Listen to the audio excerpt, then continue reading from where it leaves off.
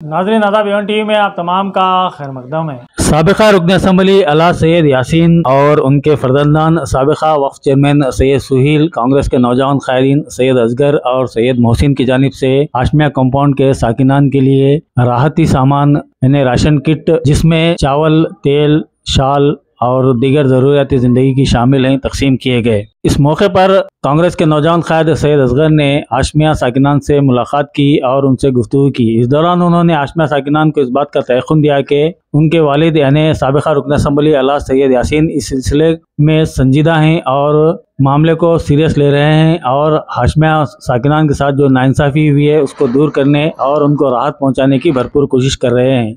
साबिक़ा रुकन असम्बली अला सैयद यासीन और उनके फर्जंद साबिक़ा वक्फ चेयरमैन सैयद सुहेल ने इस सिलसिले में वक्फ मिनिस्टर बीजर जमीर अहमद खान से मुलाकात की और हाशमिया कंपाउंड के साकिनान से इंसाफ करने का मुतालबा किया। साथ ही साथ उन्हें मकान फराहम करने की बात भी उनके सामने रखी, जिस पर वक्फ मिनिस्टर ने तयक़ुन दिया कि उनकी रिहाइश का बंदोबस्त किया जाएगा। इसी तरह उन्होंने कर्नाटका स्टेट बोर्ड ऑफ औकाफ के चेयरमैन अल्हाज सैयद मोहम्मद अल हुसैनी उर्फ अली बाबा साहब से भी मुलाकात की और उनके सामने भी इस मसले को रखा और हाशमिया साकिनान को रिहाइश यानी मकानात फराहम करने का मुतालबा किया, जिस पर आलिया वक्फ बोर्ड के चेयरमैन ने भी उन्हें तयक़ुन दिया कि बहुत जल्द उनके लिए इंतजाम किया जाएगा। इसके अलावा साबिक़ा रुकन असम्बली अला सैयद यासीन ने हाशमिया कंपाउंड के साकिनान को इस बात का भी तयक़ुन दिया कि वो उनके साथ हैं और हर तरह की कानूनी मदद वो करने के लिए भी तैयार हैं। इस सिलसिले में वकील भी वो अपनी तरफ से रखेंगे और दीगर इक़दामात भी करेंगे। साथ ही साथ उन्होंने इस बात का भी तयक़ुन दिया कि 1987 से लेकर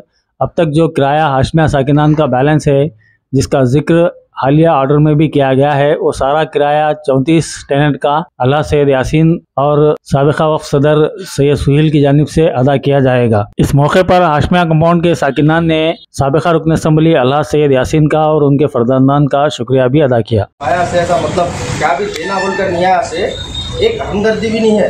अब क्या है सुबह साथ धूप में बैठ रहे कर रहे बोल को जो है यासीन साहब की तरफ से और सुहेल साहब एक्स चेयरमैन थे औकाफ के, उन्होंने जो है ये दिए हुए हैं बस क्या थोड़ा बहुत गुजारा चलेंगे बोलकर।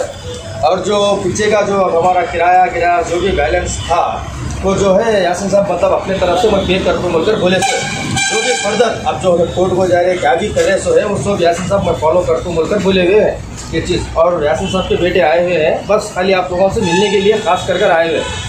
ऐसा नहीं है कि भाई मतलब ये दे रहा है। और एक चीज़ हमारे मोहल्ले वाले से गुजारिश है, हर कोई का मतलब एक एक चीज़ का नाम आ रहा, कोई इधर जा रहा, कोई उधर जा रहा, कोई मेरा सोच रहा, कोई इसका सोच रहा, सब ये चीज़ें भी इंटीमेशन मिल रहे।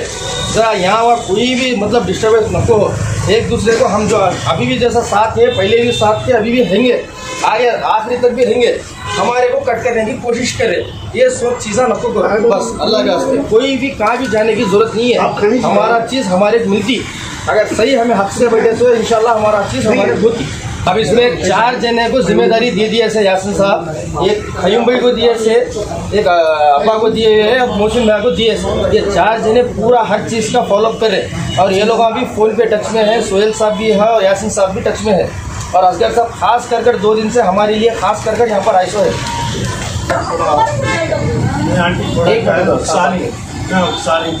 बिस्किट कोर्ट जी बोले आओ बस 3 फ्लोर के 6 फ्लैट बना के देंगे, 6 फ्लैट के पूरे जितने घर पूरे सबके घर वापस। अभी जो यासीन साहब के बेटे हैं, यासीन साहब जो कर रहे वो अभी हमारे को तो कुछ मालूम नहीं है क्या करते क्या नहीं करते, लेकिन हमारे को इधर जगह दिलाई तो बस है। हमारे को रोजी रोटी के लिए कुछ भी नहीं चाहिए। हमारे को सिर्फ रहने के लिए जगह मंगवा। घर तोड़ना it's a shameful thing to see. It's a very shameful thing, very unconstitutional.